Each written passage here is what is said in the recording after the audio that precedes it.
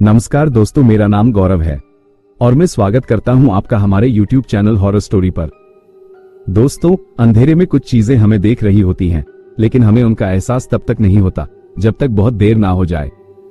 आज की कहानी एक ऐसे सफर की है जहां एक ट्रक ड्राइवर ने कुछ ऐसा देखा जो किसी ने कभी नहीं देखा था और शायद दोबारा कोई देखे भी ना। तो लाइट बंद कर लीजिए, हेडफोन लगा लीजिए और तैयार हो जाइए एक ऐसी रहस्यमय यात्रा के लिए जहां से वापस लौटने का कोई रास्ता नहीं है। सर्दियों की रात थी।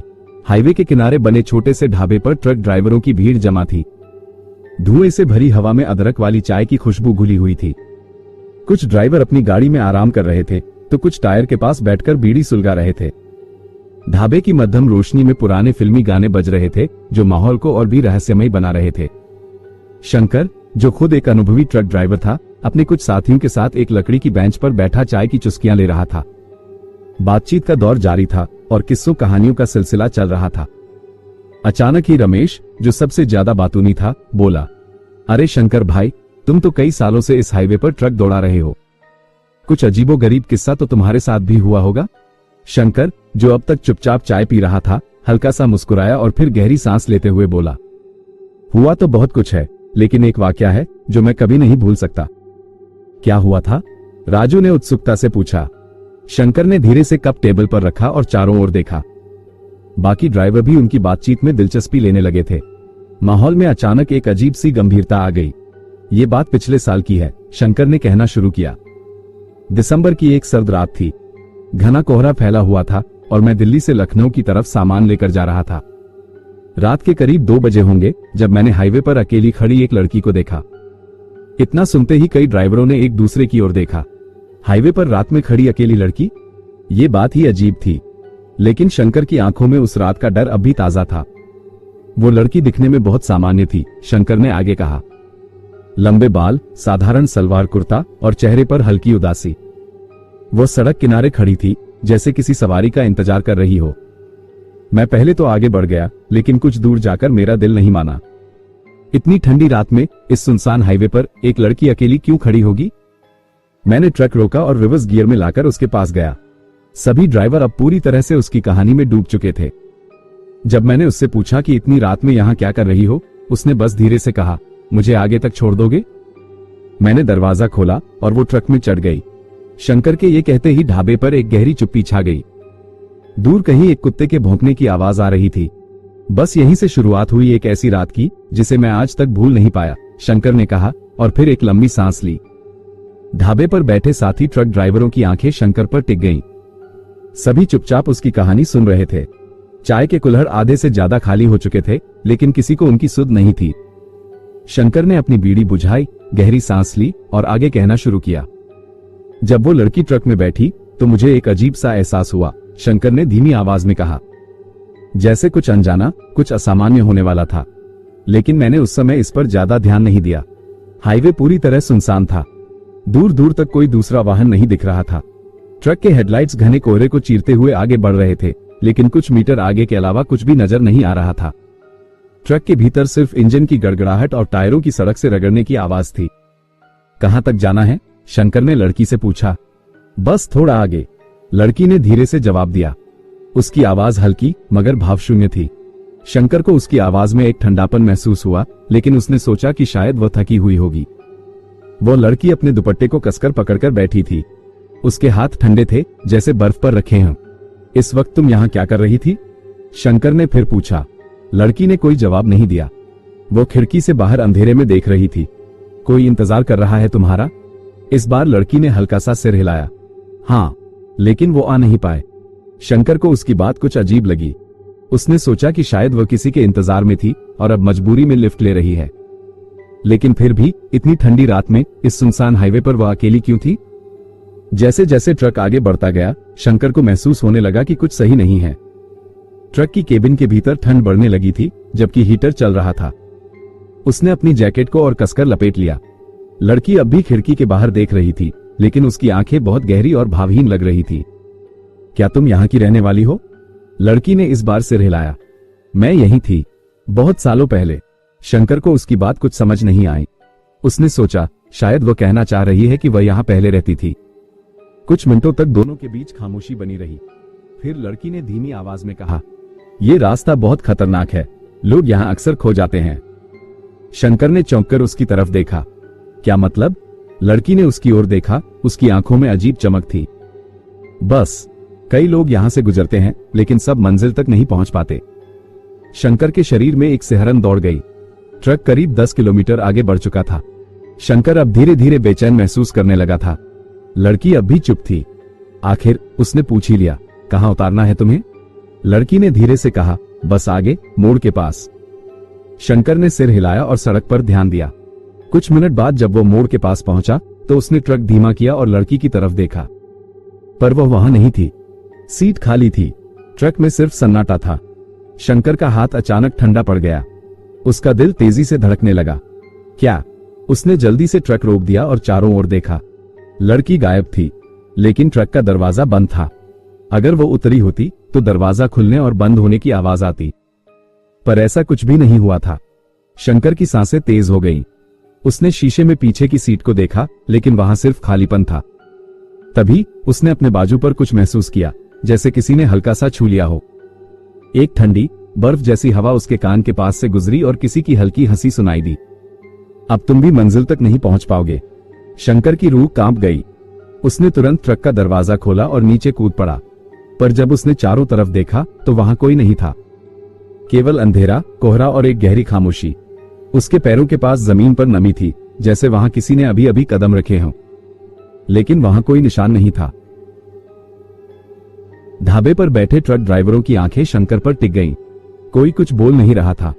सिर्फ ढाबे के मालिक की आवाज आ रही थी, जो चाय के कुल्हड़ धोते हुए किसी पुराने गाने की धुन गुनगुना रहा था। हवा में ठंडक घुल गई थी, लेकिन माहौल में पसरा सन्नाटा और भी ठंडा लग रहा था। शंकर ने गहरी सांस ली और आगे बोलना शुरू किया। मैंने कुछ देखा था। जब मैंने ट्रक रोका और नीचे उतरा तो हर तरफ सिर्फ अंधेरा था। शंकर की आवाज धीमी मगर भारी थी। हवा भी नहीं चल रही थी। सड़क के दोनों ओर बस कोहरा और खालीपन था। पर मुझे लगा जैसे कोई मुझे देख रहा हो। वो थोड़ा रुका और फिर सिर झुका लिया। मैं हिम्मत करके ट्रक की केबिन में वापस चढ़ा, लेकिन जैसे ही मैंने ट्रक स्टार्ट किया, रेडियो अपने आप ऑन हो गया। कुछ ड्राइवरों ने हैरानी से एक दूसरे की ओर देखा। रेडियो? रमेश ने फुसफुसाकर पूछा। हाँ, और उसमें से एक बहुत पुराना गाना बज रहा था, कहीं दीप जले कहीं दिल। ये सुनकर ढाबे का मालिक भी ठिठक गया। उस जमाने का गाना? शंकर ने सिर हिलाया। मैंने रेडियो बंद किया, लेकिन जैसे ही मैंने ट्रक बढ़ाया, फिर से वही गाना बजने लगा। और तभी मुझे ट्रक के साइड मिरर में कुछ दिखा। शंकर की आवाज अब और भी गहरी हो गई थी। साइड मिरर में मैंने देखा कि कोई मेरे ट्रक के पीछे खड़ा था। चंदन, जो अब तक चुपचाप सुन रहा था, थोड़ा आगे झुक गया। कोई मतलब? शंकर ने उसकी ओर देखा। मैंने किसी की परछाई देखी। कोई लंबे बालों वाली लड़की थी, सफेद कपड़ों में। क्या? राजू की रूह कांप गई। मैंने तुरंत ट्रक रोका, लेकिन जैसे ही मैं मुड़ा, वहां कोई नहीं था। अब माहौल और भी रहस्यमय हो गया। ढाबे के बाहर कोई ट्रक गुजरा और उसकी हेडलाइट्स की चमक कुछ सेकंड के लिए ढाबे के अंदर आई, लेकिन फिर सब अंधेरे में डूब गया। शंकर ने अपने हाथों की उंगलियां चटकाईं और फिर कहना शुरू किया। मैं समझ नहीं पा रहा था कि ये सच था या मेरी आंखों का धोखा, पर मैंने खुद को समझाया कि मैं बस थक गया हूं, मुझे आराम करना चाहिए। ढाबे पर मिला चौंकाने वाला सच। मैंने ट्रक स्टार्ट किया और कुछ किलोमीटर आगे जाकर एक ढाबे पर रुका। यही ढाबा? रमेश ने घबराकर पूछा। नहीं, दूसरा था, शंकर ने जवाब दिया। मैंने वहां के मालिक से पूछा कि इस हाईवे पर इतनी रात को अकेली लड़की क्या कर रही थी। ढाबे के माहौल में अचानक एक सिहरन दौड़ गई। उसने मेरी ओर देखा और फिर चुपचाप चाय बनाता रहा। फिर मैंने फिर से पूछा और इस बार उसने धीरे से कहा, तुमने उसे देखा? अब सबकी सांसें अटक गईं। वो लड़की जिंदा नहीं थी, शंकर ने गहरी आवाज में कहा। उस ढाबे के मालिक ने बताया कि कुछ साल पहले इसी सड़क पर एक लड़की का एक्सीडेंट हुआ था। कैसा एक्सीडेंट? किसी ट्रक ड्राइवर ने उसे लिफ्ट दी थी, लेकिन रास्ते में उसका संतुलन बिगड़ गया और वो चलती गाड़ी से गिर गई। रमेश, राजू और चंदन के रोंगटे खड़े हो गए।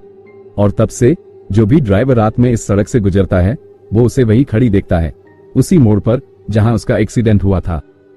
शंकर अब चुप हो गया। कोई कुछ नहीं बोल रहा था। सिर्फ ढाबे के पुराने पंखे की आवाज आ रही थी। कुछ देर बाद राजू बोला, तो फिर क्या हुआ? शंकर ने उसकी ओर देखा और धीरे से कहा, मुझे अब भी नहीं पता कि वो लड़की एक आत्मा थी या मेरा भ्रम। पर आज भी जब मैं इस रास्ते से गुजरता हूं तो साइड मिरर में देखने से डरता हूं। सबका खून जम गया था। तभी ढाबे के बाहर खड़े एक ट्रक का इंजन अपने आप स्टार्ट हो गया। शंकर समेत सबका चेहरा सफेद पड़ गया। क्या ये सिर्फ एक इत्तेफाक था या कोई अनदेखी ताकत वहां मौजूद थी? ढाबे पर बैठे सभी ट्रक ड्राइवर सन्न रह गए थे। ठंडी हवा ने माहौल को और भी रहस्यमय बना दिया था। शंकर की कहानी सुनकर अब किसी के मन में कोई शक नहीं था कि कुछ अजीब जरूर हुआ था। लेकिन सवाल यह था, वो लड़की कौन थी? क्या वो सच में एक आत्मा थी या फिर कोई और राज छिपा था? शंकर ने अपने गिलास से आखिरी घूंट भरा और आगे कहना शुरू किया, मैंने ठान लिया कि मुझे सच्चाई जाननी होगी। उस रात के बाद मैं कई दिनों तक बेचैन रहा। शंकर ने कहा, मुझे हर वक्त वही लड़की याद आती, उसकी खाली आंखें, उसकी ठंडी आवाज और वो साइड मिरर में दिखती परछाई। मुझे रातों को ठीक से नींद नहीं आती थी। फिर क्या हुआ? राजू ने धीरे से पूछा। एक दिन मैंने फैसला किया कि मुझे सच जानना होगा। मैं उस इलाके में वापस गया और लोगों से उस लड़की के बारे में पूछताछ की। शंकर ने बताया कि वह पास के एक छोटे गांव पहुंचा जो हाईवे के पास बसा था। वहां के एक बुजुर्ग, जिन्हें सब बाबा कहकर बुलाते थे, शायद इस घटना के बारे में कुछ जानते हों। मैंने बाबा से पूछा, बाबा, क्या इस सड़क पर कभी कोई हादसा हुआ था? बाबा ने मेरी ओर देखा। उनकी आंखों में अजीब सी चमक थी। उन्होंने गहरी सांस ली और बोले, जिसका जवाब ढूंढ रहे हो वो जवाब तुम्हें परेशान कर सकता है बेटा। मैंने जिद की तो बाबा ने जो कहानी सुनाई उसने मेरी रीढ़ की हड्डी तक सिहरन दौड़ा दी। बाबा ने बताया कि करीब 10 साल पहले इस गांव की एक लड़की, जिसका नाम नंदिनी था, अचानक एक रात गायब हो गई थी। गायब हो गई थी? रमेश ने उत्सुकता से पूछा। हाँ, उसके परिवार वालों ने उसे बहुत ढूंढा लेकिन वो कहीं नहीं मिली। फिर 2 दिन बाद उसका शव हाईवे के किनारे मिला। अब सभी की आंखें फटी रह गईं। कैसे मरी थी वो? चंदन ने धीमी आवाज में पूछा। शंकर ने गहरी सांस ली। गांव के लोगों का कहना था कि किसी तेज रफ्तार ट्रक ने उसे टक्कर मार दी थी। लेकिन शंकर थोड़ा रुका, जैसे सोच रहा हो कि आगे क्या कहे। लेकिन बाबा ने कहा कि उसकी मौत सामान्य नहीं थी। कहते हैं कि जब नंदिनी का शव मिला तब उसकी आंखें खुली हुई थी और उसके चेहरे पर हल्की मुस्कान थी।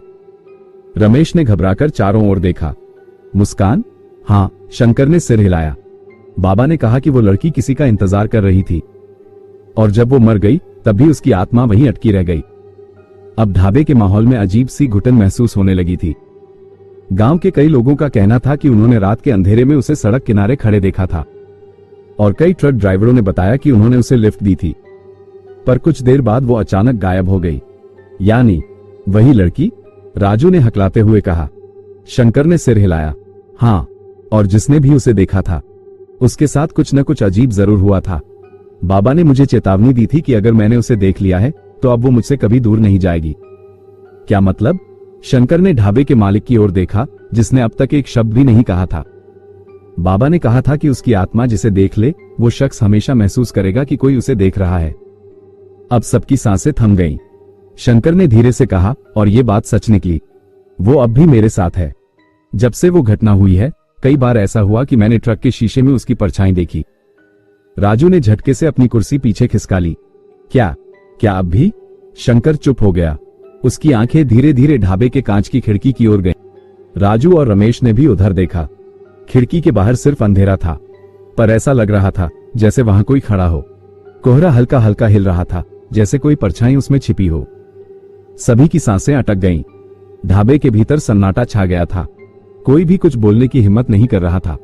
शंकर की नजरें अब भी खिड़की की ओर टिकी थी, जहां घना कोहरा हल्के हल्के हिल रहा था। राजू ने धीरे से फुसफुसाया, क्या वहां कोई है? शंकर ने कोई जवाब नहीं दिया। उसने बस एक लंबी सांस ली और अपनी नजरें वापस सभी ड्राइवरों की ओर घुमा ली। उस रात के बाद से मेरा पीछा नहीं छोड़ा उसने। शंकर ने अपनी बीड़ी जलाई और एक लंबा कश लिया। उस दिन के बाद से जब भी मैं ट्रक लेकर रात में सफर करता, मुझे अजीब अजीब चीजें महसूस होती। कभी मुझे लगता कि कोई मेरी केबिन में बैठा है, कभी साइड मिरर में एक झलक मिलती और कभी लगता कि कोई धीमी धीमी हंसी हंस रहा है। रमेश के रोंगटे खड़े हो गए। क्या तुमने कभी सीधे आमने सामने उसे देखा? शंकर ने धीरे से सिर हिलाया। हाँ, और वो सबसे भयानक पल था। एक रात मैं उसी हाईवे से वापस लौट रहा था। कोहरा बहुत घना था और सड़क पर एक भी गाड़ी नहीं थी। मैंने अपने ट्रक की हेडलाइट्स हाई बीम पर कर रखी थी ताकि आगे की सड़क साफ दिखे।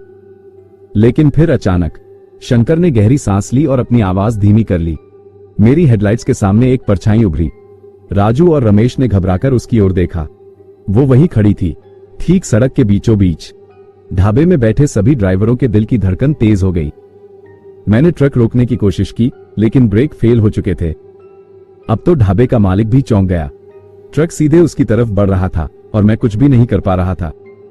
मैंने हड़बड़ाकर हॉर्न बजाया, लेकिन वो हिली भी नहीं, बस खड़ी रही वैसे ही। सफेद कपड़े पहने, लंबे बाल और उसकी आंखें सीधी मेरी तरफ। जैसे ही ट्रक उसके पास पहुंचा, उसने अपनी बाहें फैलाई जैसे मुझे रोकने वाली हो। और फिर शंकर थोड़ी देर चुप रहा। वो ट्रक के अंदर आ गई। सभी के मुंह से एक साथ हल्की चीख निकल गई। क्या मतलब अंदर आ गई? राजू ने कांपते हुए पूछा। जैसे ही ट्रक उसके पार गया, अचानक मुझे ऐसा लगा कि कोई मेरे बगल में बैठ गया हो। अब ढाबे में बैठे बाकी लोग भी असहज होने लगे। मैंने हिम्मत करके बगल वाली सीट की तरफ देखा और वहां वही लड़की बैठी थी। अब तो रमेश और राजू के मुंह से कोई शब्द नहीं निकल रहे थे। उसका चेहरा बिल्कुल सफेद था, उसकी आंखें गहरी और खाली थी। उसने मेरी तरफ देखा और धीरे धीरे मुस्कुराने लगी। अब सभी के चेहरे पर डर साफ झलक रहा था। मैंने ट्रक के ब्रेक फिर से दबाए और इस बार वो अचानक काम करने लगे। ट्रक झटके से रुक गया। मैं तुरंत बाहर कूदा, लेकिन जैसे ही मैंने ट्रक के अंदर फिर से झांका, वो वहां नहीं थी। ढाबे का माहौल अब पूरी तरह बदल चुका था। किसी को नहीं पता था कि ये कहानी कहां जाकर खत्म होगी। तो फिर क्या हुआ? रमेश ने हकलाते हुए पूछा। शंकर ने धीमे स्वर में कहा। उसके बाद से मैंने रात में अकेले सफर करना बंद कर दिया। लेकिन उसने एक पल को रुककर सबकी आंखों में आंखें डालकर देखा।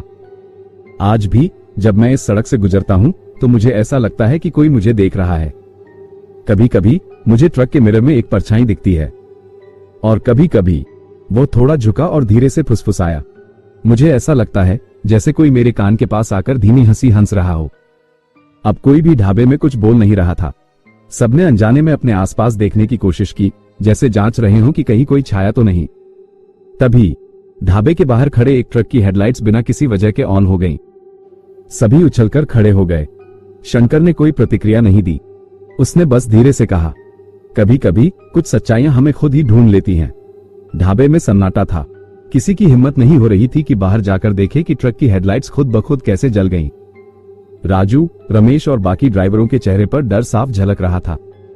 शंकर ने एक लंबी सांस ली और धीरे से कहा, कभी कभी कुछ आत्माएं अधूरी रह जाती हैं। जब तक उन्हें न्याय नहीं मिलता, तब तक वे भटकती रहती हैं। रमेश ने कांपती आवाज में पूछा, तो क्या वो आत्मा अब भी हमारे बीच है? शंकर ने कोई जवाब नहीं दिया। उसने बस धीरे से अपना गिलास उठाया, आखिरी घूंट भरा और उठ खड़ा हुआ। उस रात के बाद से मैंने कभी रात में अकेले सफर नहीं किया, लेकिन मुझे पता है कि वो अब भी यही है। राजू ने घबराकर पूछा, कैसे कह सकते हो ये? शंकर ने चारों ओर देखा और फिर बहुत धीमी आवाज में कहा, क्योंकि जब भी मैं इस रास्ते से गुजरता हूं, मुझे अब भी अपने पीछे किसी के बैठने का एहसास होता है। कभी कभी ट्रक के शीशे में मुझे एक परछाई दिखती है जो अगले ही पल गायब हो जाती है, और कई बार वो थोड़ा रुका और फुसफुसाया। मुझे ऐसा लगता है जैसे कोई मेरे कान के पास आकर धीरे से कह रहा हो, अभी लौटोगे उस रास्ते पर? ढाबे में बैठे सभी लोगों की रीढ़ की हड्डी तक सिहरन दौड़ गई। अचानक ढाबे के बाहर तेज हवा चलने लगी। दरवाजा जोर से हिला और कुछ बर्तन नीचे गिर पड़े। शंकर ने ढाबे के मालिक की ओर देखा और कहा, भाई मेरा हिसाब कर दे, अब बहुत देर हो चुकी है। ढाबे के मालिक ने बिना कुछ बोले पैसे लिए और सिर हिला दिया। ढाबे में सन्नाटा पसरा हुआ था। सभी ड्राइवर अभी भी शंकर की कहानी के असर में थे। कोई कुछ नहीं बोल रहा था, बस अनजाने में अपने आसपास देखने की कोशिश कर रहे थे, जैसे ये यकीन करना चाह रहे हो कि कहीं कोई अनदेखी परछाई तो उनके करीब नहीं खड़ी। शंकर ने गहरी सांस ली, अपनी बीड़ी बुझाई और धीरे से कहा, कुछ कहानियां कभी खत्म नहीं होती, बस सफर का हिस्सा बन जाती हैं। फिर वो उठकर अपने ट्रक की ओर बढ़ा। बाकी ड्राइवर चुपचाप उसे जाते हुए देखते रहे। शंकर ने ट्रक स्टार्ट किया। हेडलाइट्स जल उठी, इंजन की गहरी आवाज गूंजी। फिर वह अपनी मंजिल की तरफ निकल पड़ा। धीरे धीरे बाकी ट्रक ड्राइवरों ने भी अपने अपने ट्रक स्टार्ट किए। ढाबे से एक एक करके सभी ट्रक हाईवे पर उतरने लगे। उनकी हेडलाइट्स कोहरे में रास्ता बनाती हुई दूर दूर तक फैल रही थी। कुछ मिनटों बाद ढाबा फिर से वीरान हो गया। ठंडी हवा अब भी चल रही थी। ढाबे के बाहर खड़े एक पुराने ट्रक के साइड मिरर में हल्की धुंधली छवि झलकी, जैसे कोई सफेद साड़ी पहने बैठा हो। फिर एक हल्की सी धीमी हंसी हवा में गूंज उठी। तो दोस्तों, ये थी आज की कहानी। उम्मीद है कि आपने इसे उतना ही इंटरेस्टिंग और रोमांचक महसूस किया होगा। जितना मैंने इसे सुनाते वक्त किया। अगर आपको ये कहानी पसंद आए हो तो कृपया इस वीडियो को लाइक और शेयर जरूर करें, और अगर आपने अभी तक चैनल को सब्सक्राइब नहीं किया है तो अभी सब्सक्राइब करें, ताकि आप हमारी अगली दिलचस्प और डरावनी कहानियां सबसे पहले सुन सकें। मिलते हैं अगली कहानी के साथ। तब तक अपना ध्यान रखें और डरे बिना जीने की कोशिश करें। धन्यवाद और खुश रहिए।